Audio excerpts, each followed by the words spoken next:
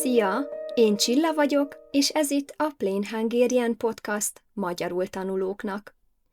A mai epizódban a szokáskövetésről mesélek. 2022. decemberében elkezdtem minden nap jogázni, 2023. novemberében pedig elkezdtem minden nap meditálni, ezzel új szokásokat kialakítva.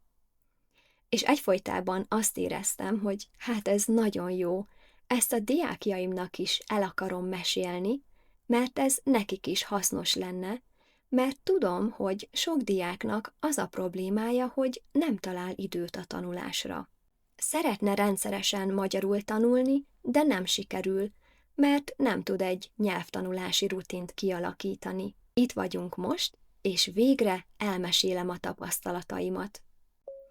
Szóval az van, hogy 2017-ben letöltöttem egy appot a telefonomra, ami igazából egy napló. Ez a napló szokáskövetésre is alkalmas, és nagyon részletes, hasznos statisztikákat kapok a szokásaimról. És ezt a naplót 2017 óta megszakítások nélkül vezetem, vagyis 3000 napja minden nap beírtam, és nagyon sok mindenre megtanított, amik szerintem a nyelvtanulásban is hasznosak. 2021 óta tanítok magyar, mint idegen nyelvet teljes állásban. Ez idő alatt azt vettem észre, hogy van, aki 2 év alatt eljut egy erős B1 szintre, és van, aki viszont 2 év után is A1 szinten van. És kettejük között csak egy különbség van. Az egyik diák önállóan is tanul a magyar órák között, és szokássá, rutinná teszi a nyelvtanulást, a másik viszont csak annyit tanul, amennyit a tanára mond neki. A saját szokásaim kialakítása és nyomon követése, valamint a nyelvtanítás közben rájöttem pár dologra, ami neked is hasznos lehet. 15 pontban szedtem össze a tapasztalataimat. Ha szeretnéd elolvasni a podcastot, megkapni az angol-magyar szólistát és az összes linket, amit berakok majd az epizód átiratába, és szeretnél magyar órára jönni hozzám, akkor csatlakozz a klubomhoz. A klub eddig a Kofin volt, de most a Supercastra költöztünk, mert itt több hasznos funkció van. A linket megtalálod a podcast alatti leírásban, de egyébként plainhungarian.supercast.com a címe. Első, kezdj kisebb céllal. Először legyen a cél minden nap egy kicsit tanulni, aztán idővel ez egyre több lesz. Én például azt mondtam magamnak, hogy napi 10 percet fogok jogázni. Erre könnyebb volt rávenni magam, mintha azt mondtam volna, hogy 40 perc. A 10 perc jól hangzik, de a 40 perc soknak tűnik. Aztán, ha már belekezdtem, úgyis mindig több lett. Második, legyen terved. Mit csinálsz, miből csinálsz, mikor csinálsz. A diákjaimmal ezért heti tervet szoktunk írni. A hét mely napjain fog tanulni, mettől meddig, miből fog tanulni, pontosan mit fog csinálni. Harmadik, írd be a naptárba. Nekem, ha be van írva a naptárba, akkor meg lesz csinálva. De ha csak fejben van, akkor úgysem csinálom meg, csak halogatom. Gondolj bele, ha be van írva, hogy hétfőn 10-től lesz egy munkahelyi online meeting, akkor elmész, nem kell gondolkodni. Ugyanígy, ha be van írva a naptárba, hogy hétfőn, szerdán és pénteken fél 8-tól 8-ig magyar tanulás, és az is le van írva, hogy milyen forrást használsz és mit csinálsz vele, akkor csak meg kell csinálni. Egy csomó mentális kapacitást megspórolsz azzal, hogy pontosan megvan, hogy mikor és mit csinálsz. Nem akkor kell kitalálni, amikor van egy fél órát tanulni, és azzal megy el a fél óra, hogy próbálod eldönteni, mit is kéne csinálni. Negyedik, priorizáld a magyar tanulást. Ha nem tekintem a jogázást ugyanolyan fontosnak, mint mondjuk egy munkahelyi e-mail elküldését vagy a fogmosást, akkor könnyen halogatni fogom. Döntsd el, hogy a magyar tanulás igenis ugyanolyan fontos, mint bármi más, és ne sajnáld rá az időt. 5. Legyen minél egyszerűbb. A könyv legyen kéznél, a podcast legyen letöltve, a ceruzád legyen kihegyezve, a feladat nehézsége legyen a szintednek megfelelő. Ha minden elő van készítve, és le van egyszerűsítve, akkor sokkal több az esély, hogy meg is csinálod, és nem gyártasz kifogásokat. 6. Legyenek hosszú távú és rövid távú céljaid is. Amikor bicikliztem, az első rövid távú célom az volt, hogy minden nap 20 percet biciklizzek. Aztán ez lett minden nap 1 óra. A hosszú távú célom aztán az volt, hogy le tudjak tekerni 50 kilométert, aztán 70-et. 7. Kövesd a szokásaidat. A szokáskövetés segít. Ha felírom, egyrészt motivál, hogy ma is kipipálhattam, másrészt világosan látszik, hogy tényleg foglalkoztam-e vele, mert a jogánál az elején volt olyan, hogy úgy éreztem, egész sokat jogáztam a héten, aztán kiderült, hogy csak 3-szor 10-15 perc volt. Szokáskövetéshez használhatsz appot, táblázatot, de akár papíralapon is csinálhatod. A klubtagoknak és a diákjaimnak 3 szokáskövetőt is adok, ezeket most te is letöltheted. A podcast alatt megtalálod a linket. 8. Tedd könnyűvé. Az elején legyen nagyon könnyen teljesíthető a cél, például heti 3-szor 10 perc. Mert ha a későbbi célom az is, hogy minden nap fél óra vagy 1 óra, ezt nem tudom rögtön az elején tartani, és ha kudarc élménnyel kezdődik, akkor abba fogom hagyni. De ha csak annyi a cél, hogy heti 3-szor 10 perc, és sikerül, akkor az motiválni fog, és a következő hét is jó lesz. Ha már fixen megy a könnyen teljesíthető cél, például, hogy heti 3-szor 10 perc, akkor lehet növelni heti 3-szor 15 perc, vagy heti 4-szer 15 perc. 9. Hagyj magadnak szabad napokat. Nem kell minden nap csinálni valamit. Nyugodtan hagyhatsz 2 napot üresen, hogyha nem sikerül elérni a célod például hétköznap, akkor még a hétvégén bepótolhasd. 10. Időzítsd reggelre. Nekem, főleg az elején, az vált be, hogy már a nap első részében, leginkább reggel, munka előtt, le kell tudnom a célom, mert ha reggel nem is csinálom meg, akkor még mindig ott a délelőtt vagy a délután, végső esetben az este, hogy megcsináljam. Ha eleve estére van kitűzve a cél, és nem csinálom meg, mert fáradt vagyok, vagy nincs energiám, vagy kedvem, akkor arra a napra nem lesz meg a cél. 11. A célok változhatnak. Volt, amikor az volt a célom, hogy minden nap jogázzak legalább 10 percet. Tavaly ősszel viszont az volt a célom, hogy minimum heti 3-szor biciklizzek 1 órát.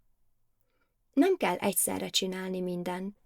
Lehet azt mondani, hogy most 1 hónapig a hallásértésem fejlesztésére fókuszálok, utána meg a beszédre. Nem kell az összes készséget egyszerre fejleszteni. 12. Legyen benned játékosság, kíváncsiság, pozitívan állj hozzá. Ha élvezed, ha kihívásként fogod fel, akkor sokkal nagyobb móka ezt csinálni. Én például, amikor egy új kihívást találok ki magamnak, például azt, hogy most 2 hétig minden nap ezzel a haladó jóga videóval fogok gyakorolni, akkor nem várom el magamtól, hogy minden pószt tökéletesen meg tudjak csinálni. A cél csak az, hogy mozogjak, és próbálgassam az új dolgokat, és meglátjuk, mi sül ki belőle. 13. Az önfegyelem fontosabb, mint a motiváció. Ha az elejen nehéz, és alig bírod rávenni magadat, akkor is csinálni kell. Az önfegyelem fontos, ezerszer fontosabb, mint a motiváció. Én is hányszor mentem el úgy biciklizni, hogy rohadt meleg volt, vagy erős szél fújt, és nem bírtam biciklizni, de letekertem 1-2 kilométert, átlendültem a nehezén, és utána jobb lett. De olyan is volt, hogy végig rossz volt, és mégis büszkén és vidáman jöttem haza, hogy de jó, hogy megcsináltam, olyan ügyes és erős vagyok. Ugyanakkor fontos azt is felismerni, mikor egészséges hajtani magunkat, és mikor kell megállni és megengedni a pihenést. Én például tudatosan megengedem magamnak, hogy amikor arra van szükségem, akkor itthon maradok, és hiába az volt a cél, hogy ma is biciklizzek 1 órát, és be van írva a naptárba. Ha úgy érzem, hogy a testemnek pihenésre van szüksége, akkor pihenek, és ami nagyon fontos, nem bántom magam miatta, és nem emésztem magam bűntudattal. De ehhez fontos, hogy ez tudatos döntés legyen, ne pedig az, hogy lustaságból vagy kedvhiányból nem csináltam meg, hanem én magam döntöttem így. 14. Jutalmazd meg magad. A diákjaimmal szoktam a célokról és a szokáskövetésről beszélni, és mindig megemlítem, hogy a jutalom is fontos, és tudom, hogy van, aki hülyeségnek tartja, de szerintem van értelme előre kitalálni, hogy mivel jutalmazom meg magam, ha elértem egy részcélt. Nekem biciklizésnél sokszor az volt például a jutalom, hogy na, ha elérek a következő faluba, ott van kút, ott lehűtöm magam egy kicsit hideg vízzel. Ez apróság, de amikor nagy melegben kell biciklizni, nagyon motiváló. És a jutalom lehet sokféle. Lehet ilyen kis dolog is, mint a hideg víz. Lehet az, hogy veszel magadnak valamit, vagy megengedsz magadnak valamit, például megveszel egy könyvet, amit akartál, vagy elmész a kedvenc kávézódba, bármi. A jutalom egyébként lehet nagyobb dolog is, ha egy nagyobb mérföldkőhöz érkezel, de szerintem a nyelvtanulásban a legnagyobb jutalom az, amikor tudsz anyanyelviekkel beszélgetni, és látod, hogy egyre jobb vagy, hogy egyre több mindenről tudsz beszélgetni, hogy egyre jobban érzed magad, és már nem félsz annyira. 15. Adj magadnak felkészülési időt. Szoktam adni magamnak egy kis egérutat, amikor az volt a célom, hogy 2023. januárjától minden nap jogázzak, akkor már 2022. decemberben elkezdtem jogázni, mert tudtam, hogy időbe telik megszokni az új rendszert, és megtalálni, hogy mi működik nekem. Így, hogy már decemberben elkezdtem kiépíteni a szokást, de csak januártól számított, így sokkal könnyebb volt januárban, mert már volt egy kis gyakorlatom. Ugyanígy a meditálással is. 2023. novemberében kezdtem el meditálni, de csak 2024. márciusa óta tudom tartani magam ahhoz, hogy minden nap csinálom. Ezek voltak az én tapasztalataim 3000 nap szokáskövetés után, és persze még rengeteg mindent szerettem volna mondani, kicsit úgy érzem, egy egész könyvet is írhatnék erről, de igazából ezt már megtették mások. James Clear Atomi szokások című könyve például nagyon jó, tudom ajánlani. A szokáskövetés, a szokáskiépítés, a saját nyelvtanulási tapasztalatom és a diákokkal való közös munka során szerzett tudásomat igyekszem beépíteni a magyar óráimba is, és szerintem sok dolog egyre jobb. Egyre jobban tudok például abban segíteni, hogy hogyan lehet a magyar órák között is tanulni, hogy lehet rászoktatni magunkat a rendszeres tanulásra, és az igazán eltökélt diákjaimmal nagy sikereket értünk már el. sikeres nyelvvizsgák, állampolgársági interjúk, beszélgetés a magyar családtagokkal, magyarországi utazás, rendelés az étteremben, stb. Ezeknek mindig nagyon örülök, mert jó látni, hogy a rendszer, amit kitaláltam, és amit együtt felépítettünk, tényleg működik. Ha szeretnél te is velem tanulni, foglalj időpontot egy ingyenes konzultációra, ahol beszélünk a nyelvtanulási szokásaidról, a céljaidról, és a heti tanulási tervről, és még sok másról. Azt nem ígérem, hogy el is tudunk kezdeni együtt tanulni, mert általában teljes kapacitással dolgozom, és nagyon fontosnak tartom, hogy egyszerre csak kevés diákom legyen, hogy mindenkinek a maximum minőséget tudjam nyújtani, de egy konzultáción tudunk beszélni.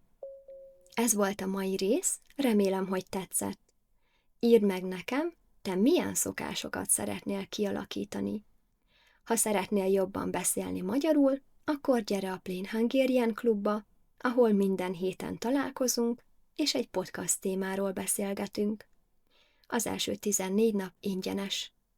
plainhungarian.supercast.com. Szia!